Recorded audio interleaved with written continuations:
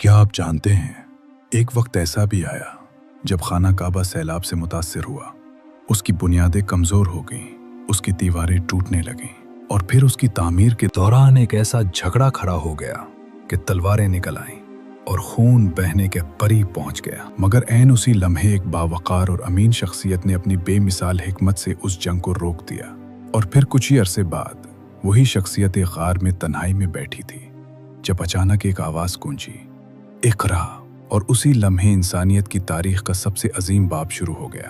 آئیے جانتے ہیں کہ یہ سب کیسے ہوا۔ آپ صلی اللہ علیہ وسلم کی عمر 35 سال ہوئی تو مکہ میں زبردست سیلاب آیا۔ قریش نے سیلاب سے محفوظ رہنے کے لیے ایک بند بنا رکھا، تو مگر یہ سیلاب اس قدر زبردست تھا کہ بند توڑ کر کعبے میں داخل ہو گیا۔ پانی کے زبردست ریلے اور پانی کے اندر جمع ہونے کی وجہ سے کعبے کی دیواروں میں شگاف پڑ گئے۔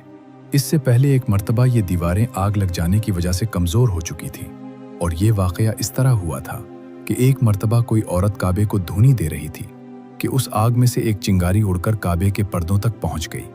اس سے پردوں کو آگ لگ گئی اور دیواریں تک جل گئی۔ اس طرح دیواریں بہت کمزور ہو گئی تھیں۔ یہی وجہ تھی کہ سیلاب نے ان کو کمزور دیواروں میں شگاف کر دیا۔ سیدنا ابراہیم علیہ السلام نے کعبے کی جو دیواریں اٹھائی تھیں وہ 9 گز اونچی تھی، ان پر چھت نہیں تھی۔ لوگ کعبے کے لیے نذرانے وغیرہ لاتے تھے۔ یہ نذرانے کپڑے اور خوشبوئیں وغیرہ ہوتی تھیں۔ کعبے کے اندر جو کنواں تھا، یہ سب نذرانے اس کنویں میں ڈال دیے جاتے تھے۔ کنواں اندرونی حصے میں دائیں طرف تھا۔ اس کو کعبے کا خزانہ کہا جاتا تھا۔ کعبے کے خزانے کو ایک مرتبہ ایک چور نے چرانے کی کوشش کی۔ چور کنویں ہی میں مر گیا۔ اس کے بعد اللہ تعالیٰ نے اس کی حفاظت کے لیے ایک سانپ کو مقرر کر دیا۔ یہ سانپ کنویں کی منڈیر پر بیٹھا رہتا تھا، کسی کو خزانے کے نزدیک نہیں آنے دیتا تھا۔ قریش بھی اس سے خوف زدہ رہتے تھے۔ اب جب کہ کعبے کی دیواروں میں شگاف پڑ گئے اور نئے سرے سے اس کی تعمیر کا مسئلہ پیش آیا، تو اللہ تعالیٰ نے ایک پرندے کو بھیجا، وہ اس سانپ کو اٹھا لے گیا۔ یہ دیکھ کر قریش کے لوگ بہت خوش ہوئے۔ اب انہوں نے نئے سرے سے کعبے کی تعمیر کا فیصلہ کر لیا اور پروگرام بنایا کہ بنیادیں مضبوط بنا کر دیواروں کو زیادہ اونچا اٹھایا جائے۔ اس طرح دروازے کو بھی اونچا کر دیا جائے گا تاکہ کعبے میں کوئی داخل نہ، صرف وہی شخص داخل ہو جسے وہ اجازت دیں۔ اب انہوں نے پتھر جمع کیے۔ ہر قبیلہ اپنے حصے کے پتھر الگ جمع کر رہا تھا۔ چندہ بھی جمع کیا گیا۔ چندے میں انہوں نے پاک کمائی دی، ناپاک کمائی نہیں دی۔ مثلاً طوائفوں کی آمدنی، سود کی کمائی، دوسروں کا مال غصب کر کے حاصل کی گئی دولت چندے میں نہیں دی، اور پاک کمائی انہوں نے بلا وجہ نہیں دی تھی۔ ایک خاص واقعہ پیش آیا تھا جس سے وہ اس نتیجے پر پہنچے تھے کہ اس کام میں صرف پاک کمائی لگائی جائے گی۔ وہ واقعہ یوں تھا، ایک قریشی سردار ابو وہب عمر بن عابد نے جب یہ کام شروع کرنے کے لیے ایک پتھر اٹھایا تو پتھر اس کے ہاتھ سے نکل کر پھر اسی جگہ پہنچ گیا جہاں سے اسے اٹھایا گیا تھا۔ اس پر قریشی حیران و پریشان ہوئے۔ آخر خود وہب کھڑا ہوا اور بولا، اے گروہ قریش، کعبے کی بنیادوں میں سوائے پاک مال کے کوئی دوسرا مال شامل مت کرنا۔ بیت اللہ کی تعمیر میں کسی بدکار عورت کی کمائی، سود کی کمائی یا زبردستی حاصل کی گئی دولت ہرگز شامل نہ کرنا۔ یہ وہب نبی کریم صلی اللہ علیہ وسلم کے والد حضرت عبداللہ کا ماموں تھا اور اپنی قوم میں ایک شریف آدمی تھا۔ جب قریش کے لوگ خانہ کعبہ کی تعمیر کے لیے پتھر لا رہے تھے تو ان کے ساتھ نبی کریم صلی اللہ علیہ وآلہ وسلم بھی پتھر لانے میں شریک تھے۔ آپ پتھر اپنی گردن پر رکھ کر لا رہے تھے۔ تعمیر شروع کرنے سے پہلے قریش کے لوگوں نے خوف محسوس کیا کہ دیواریں گرانے سے کہیں ان پر کوئی مصیبت نہ نازل ہو جائے۔ آخر ایک سردار ولید بن مغیرہ نے کہا، کعبہ کی دیواریں گرانے سے تمہارا ارادہ اصلاح اور مرمت کا ہے یا اس کو خراب کرنے کا؟ جواب میں لوگوں نے کہا، ظاہر ہے ہم تو مرمت اور اصلاح چاہتے ہیں۔ یہ سن کر ولید نے کہا، تب پھر سمجھ لو اللہ تعالیٰ اصلاح کرنے والوں کو برباد نہیں کرتا۔ پھر ولید ہی نے گرانے کے کام کی ابتدا کی، لیکن اس نے بھی صرف ایک حصہ ہی گرایا تاکہ معلوم ہو جائے کہ ان پر کوئی تباہی تو نہیں آتی۔ جب وہ رات خیریت سے گزر گئی تب دوسرے دن سب لوگ اس کے ساتھ شریک ہو گئے اور پوری عمارت گرا دی، یہاں تک کہ اس کی بنیاد تک پہنچ گئے۔ یہ بنیاد ابراہیم علیہ السلام کے ہاتھ کی رکھی ہوئی تھی۔ حضرت ابراہیم علیہ السلام نے بنیادوں میں سبز رنگ کے پتھر رکھے تھے۔ یہ پتھر اونٹ کے کوہاہن کی طرح کے تھے اور ایک دوسرے سے جڑے ہوئے تھے۔ دائیں کونے کے نیچے سے قریش کو ایک تحریر ملی۔ وہ تحریر سریانی زبان میں لکھی ہوئی تھی۔ انہیں سریانی زبان نہیں آتی تھی۔ آخر ایک یہودی کو تلاش کر کے لایا گیا۔ اس نے وہ تحریر پڑھ کر انہیں سنائی۔ تحریر یہ تھی، میں اللہ ہوں، مکہ کا مالک، جس کو میں نے اس دن پیدا کیا۔ जिस दिन मैंने आसमानों और ज़मीन को पैदा किया, जिस दिन मैंने सूरज और चांद बनाए, मैंने उसको यानी मक्का को 7 फरिश्तों के जरिए घेर दिया। उसकी अजमत उस वक्त तक ख़त्म नहीं होगी जब तक कि उसके दोनों तरफ पहाड़ मौजूद हैं। उन पहाड़ों से मुराद एक तो अबू कैस पहाड़ है जो कि सफ़ा पहाड़ी के सामने है, और दूसरा कयकान पहाड़ है जो मक्का के करीब है और जिसका रुख अबू कैस पहाड़ की तरफ है।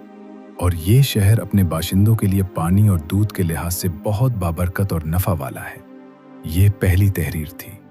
दूसरी मकाम इब्राहीम से मिली। उसमें लिखा था, मक्का अल्लाह ताला का मोहतरम और मुअज़्ज़म शहर है।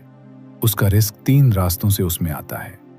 यहाँ 3 रास्तों से मुराद कुरैश के 3 तिजारती रास्ते हैं।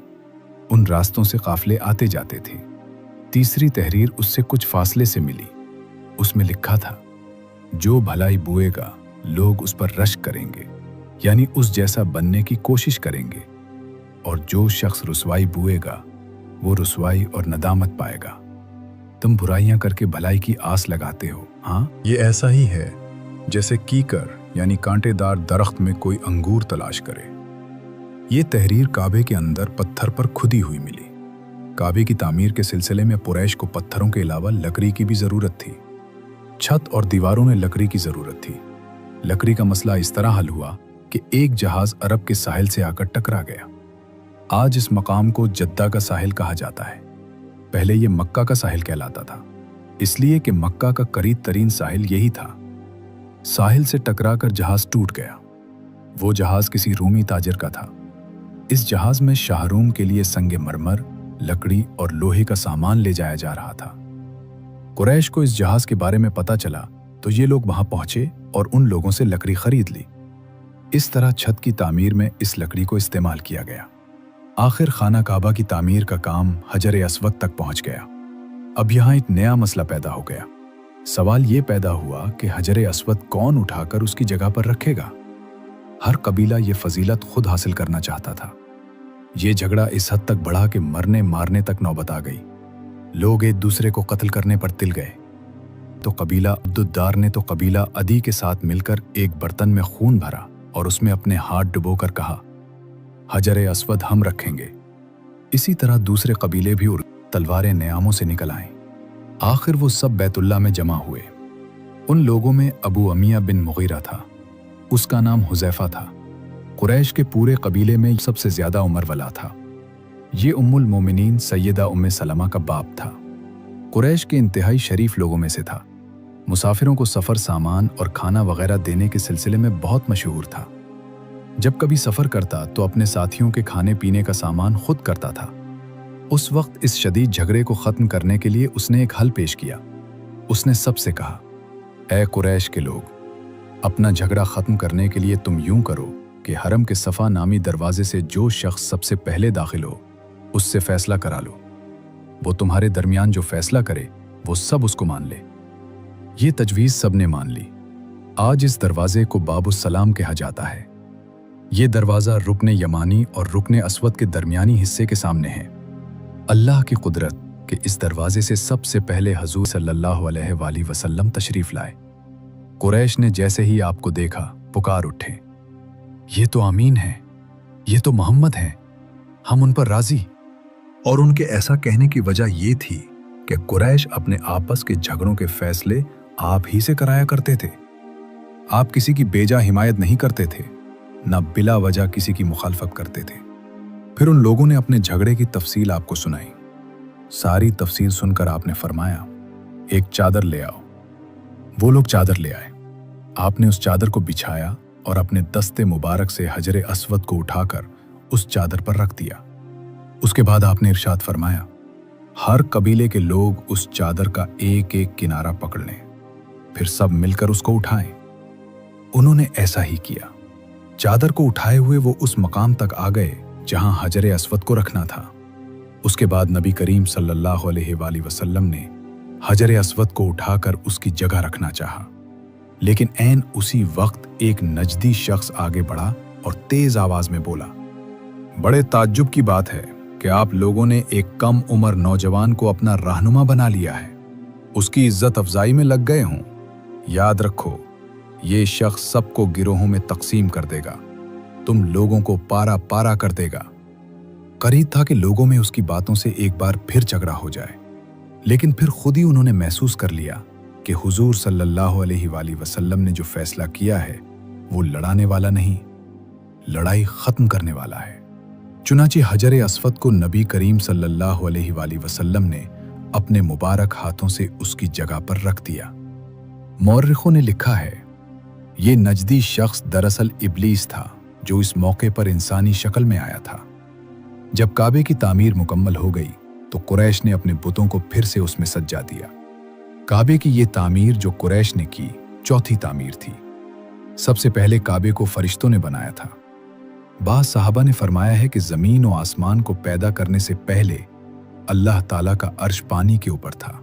جب عرش کو پانی پر ہونے کی وجہ سے حرکت ہوئی تو اس پر یہ کلمہ لکھا گیا، اللہ تعالیٰ کے سوا کوئی معبود نہیں، محمد اللہ تعالیٰ کے رسول ہیں۔ اس کلمے کے لکھے جانے کے بعد عرش ساکن ہو گیا۔ پھر جب اللہ تعالیٰ نے آسمانوں اور زمین کو پیدا کرنے کا ارادہ فرمایا تو اس نے پانی پر ہوا کو بھیجا۔ اس سے پانی میں موجیں اٹھنے لگیں اور بخارات اٹھنے لگے۔ اللہ تعالیٰ نے بخارات یعنی بھاپ سے آسمان کو پیدا فرمایا۔ پھر اللہ تعالیٰ نے کعبہ کی جگہ سے پانی کو ہٹا دیا، جگہ خشک ہو گئی۔ چنانچہ یہی بیت اللہ کی جگہ ساری زمین کی اصل ہے اور اس کا مرکز ہے۔ یہی خشکی بڑھتے بڑھتے 7 بر اعظم بن گئی۔ جب زمین ظاہر ہو گئی تو اس پر پہاڑ قائم کیے گئے۔ پھر اللہ تعالیٰ نے فرشتوں کو حکم فرمایا، زمین پر میرے نام کا ایک گھر بناؤ تاکہ آدم کی اولاد اس گھر کے ذریعے میری پناہ مانگے۔ انسان اس گھر کا طواف کریں جس طرح تم نے میرے عرش کے گرد طواف کیا ہے تاکہ میں ان سے راضی ہو جاؤں۔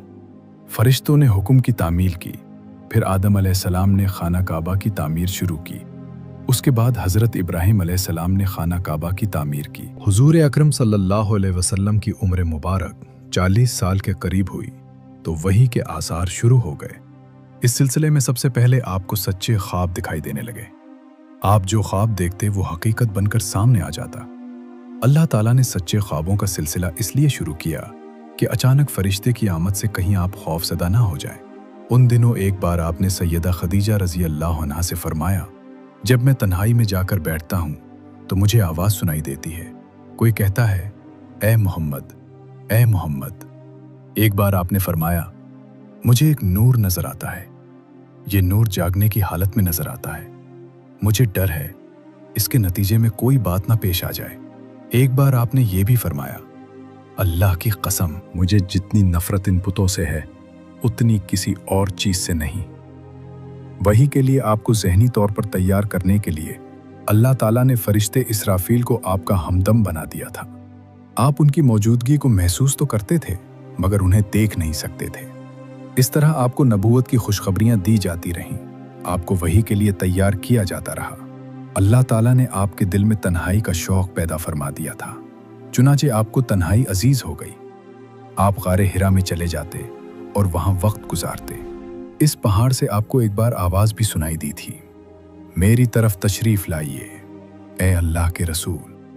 اس غار میں آپ مسلسل کئی راتیں گزارتے، اللہ کی عبادت کرتے۔ کبھی آپ 3 راتوں تک وہاں ٹھہرے رہتے، کبھی 7 راتوں تک، کبھی پورا مہینہ وہاں گزار دیتے۔ آپ جو کھانا ساتھ لے جاتے تھے جب ختم ہو جاتا تو گھر تشریف لے جاتے۔ یہ کھانا عام طور پر زیتون کا تیل اور خشک روٹی ہوتا تھا، کبھی کھانے میں گوشت بھی ہوتا تھا۔ غار حرا میں قیام کے دوران کچھ لوگ وہاں سے گزرتے اور ان میں کچھ مسکین لوگ ہوتے تو آپ انہیں کھانا کھلاتے۔ غار حرا میں آپ عبادت کس طرح کرتے تھے؟ روایات میں اس کی وضاحت نہیں ملتی۔ علماء کرام نے اپنا اپنا خیال ضرور ظاہر کیا ہے۔ ان میں سے ایک خیال یہ ہے کہ آپ کائنات کی حقیقت پر غور و فکر کرتے تھے اور یہ غور و فکر لوگوں سے الگ رہ کر ہی ہو سکتا تھا۔ پھر آخرکار وہ رات آ گئی جب اللہ تعالیٰ نے آپ کو نبوت اور رسالت عطا فرما دی۔ آپ کی نبوت کے ذریعہ اپنے بندوں پر عظیم احسان فرمایا۔ وہ ربیع الاول کا مہینہ تھا اور تاریخ 17 تھی۔ بعض علماء نے یہ لکھا ہے کہ وہ رمضان کا مہینہ تھا کیونکہ قرآن رمضان میں نازل ہونا شروع ہوا تھا۔ 8ویں اور تیسری تاریخ بھی روایات میں آئی ہے اور یہ پہلا موقع تھا جب جبرائیل علیہ السلام وحی لے کر آپ کی خدمت میں حاضر ہوئے۔ اس سے پہلے وہ آپ کے پاس نہیں آئے تھے۔ जिस सुबह जिब्राईल अलैहिस्सलाम वही लेकर आए वो पीर की सुबह थी, और पीर की सुबह ही आप इस दुनिया में तशरीफ लाए थे। आप फरमाया करते थे, पीर के दिन का रोज़ा रखो, क्योंकि मैं पीर के दिन पैदा हुआ, पीर के दिन ही मुझे नबूवत मिली।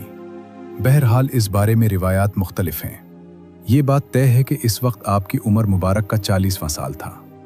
आप इस वक्त नींद में थे कि जिब्रील अलैहिस्सलाम तशरीफ ले आए।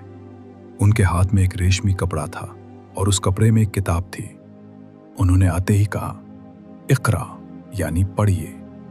आपने फरमाया, मैं नहीं पढ़ सकता, यानी मैं पढ़ा लिखा नहीं। इस पर जिब्रील अलैहिस्सलाम ने आपको सीने से लगाकर भेजा। आप फरमाते हैं, उन्होंने मुझे उस जोर से भेजा कि मुझे मौत का गुमान हुआ।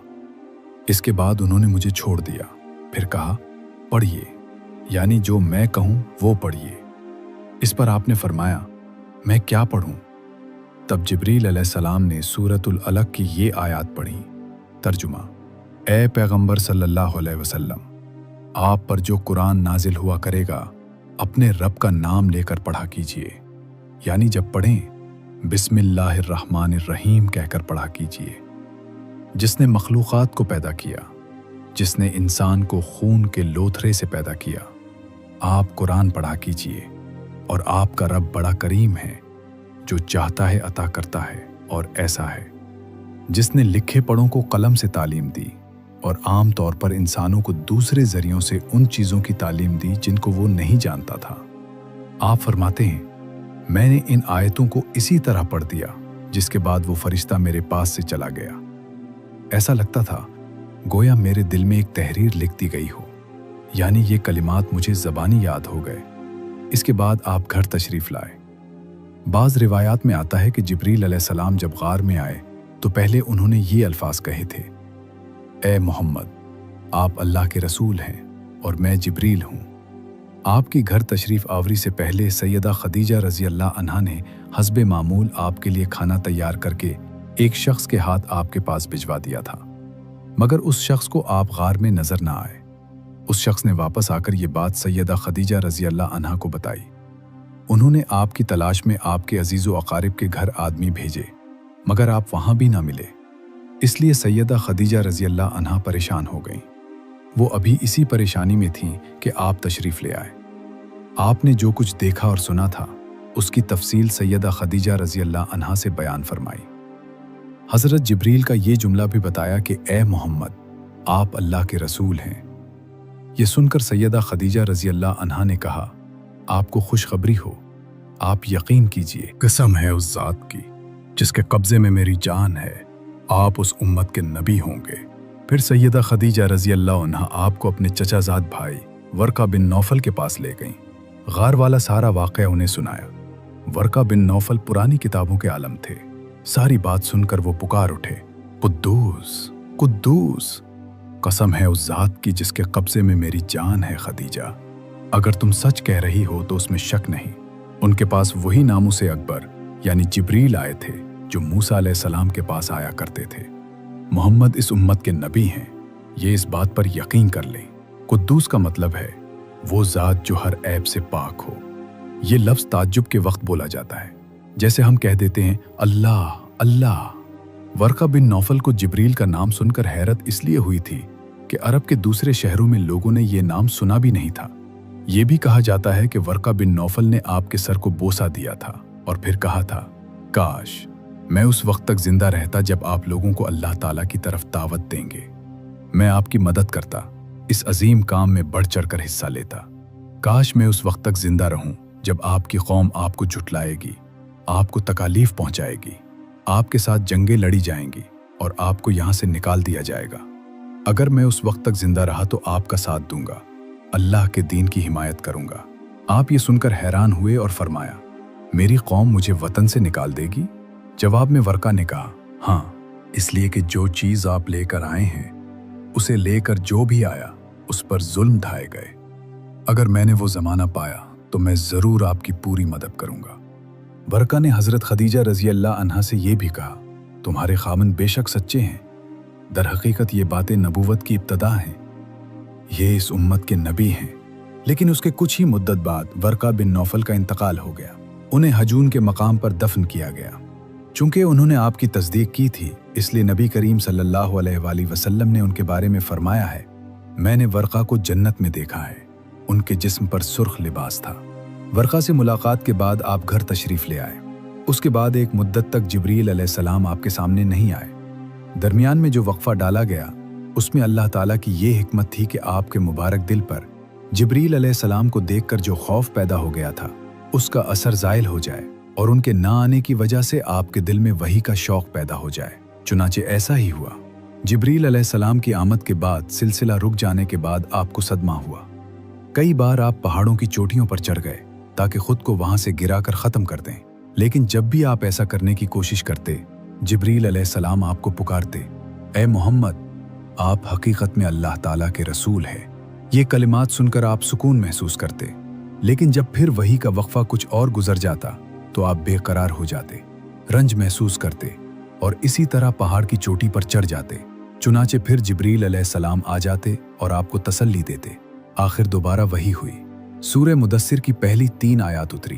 तर्जुमा, ए कपड़े में लपेटने वाले उठो, यानी अपनी जगह से उठो और फिर अपने रब की बड़ाइयां बयान करो और अपने कपड़े पाक रखो। इस तरह आपको नबूवत के साथ तबलीग का हुक्म दिया गया। इब्ने इसहाक लिखते हैं, सैयदा खदीजा रज़ी अल्लाह अन्हा पहली खातून हैं जो अल्लाह और उसके रसूल पर ईमान लाईं और अल्लाह की तरफ से जो कुछ आं हज़रत लेकर आए उसकी तस्दीक की। मुशरिकीन की तरफ से आपको जब भी तकलीफ पहुंची, सदमा पहुंचा, सैयदा खदीजा रज़ी अल्लाह अन्हा ने आपको दिलासा दिया। सैयदा खदीजा रज़ी अल्लाह अन्हा के बाद दूसरे आदमी हज़रत अबू बकर रज़ी अल्लाह अन्हा हैं, जो आपके पुराने दोस्त थे। उन्होंने आपकी ज़बान से नबूवत मिलने का जिक्र सुनते ही फौरन आपकी तस्दीक की और ईमान ले आए। बच्चों में सैयदना अली रज़ी अल्लाह अन्हा हैं, जो आप पर पहले ईमान लाए, और उनके ईमान लाने का वाक़या कुछ इस तरह है। एक दिन आप हुजूर नबी करीम सल्लल्लाहु अलैहि वसल्लम के पास तशरीफ़ लाए। उस वक्त सैयदा खदीजा रज़ी अल्लाह अन्हा भी आपके साथ थी और आप उनके साथ छुप कर नमाज पढ़ रहे थे। उन्होंने ये नई बात देखकर पूछा, ये आप क्या कर रहे हैं? नबी करीम सल्लल्लाहु अलैहि वसल्लम ने इरशाद फरमाया, ये वो दीन है जिसको अल्लाह ताला अपने लिए पसंद फरमाया है और इसके लिए अल्लाह ताला ने अपने अपने पैगंबर भेजे हैं। मैं तुम्हें भी इस अल्लाह की तरफ बुलाता हूँ, लात और इज़्ज़ा की इबादत से रोकता हूँ।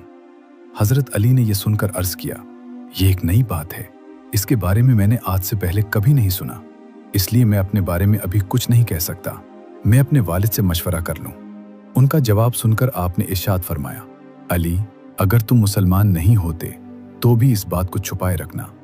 उन्होंने वादा किया और इसका जिक्र किसी से ना किया। रात भर सोचते रहे। आखिर अल्लाह ताला ने उन्हें हिदायत अता फरमाई। सवेरे आपकी खिदमत में हाजिर हुए और मुसलमान हो गए। उलमा ने लिखा है, इस वक्त हज़रत अली की उम्र 8 साल के करीब थी। इससे पहले भी उन्होंने कभी बुतों की इबादत नहीं की थी। वो बचपन ही से नबी अकरम सल्लल्लाहु अलैहि वसल्लम के साथ रहते थे।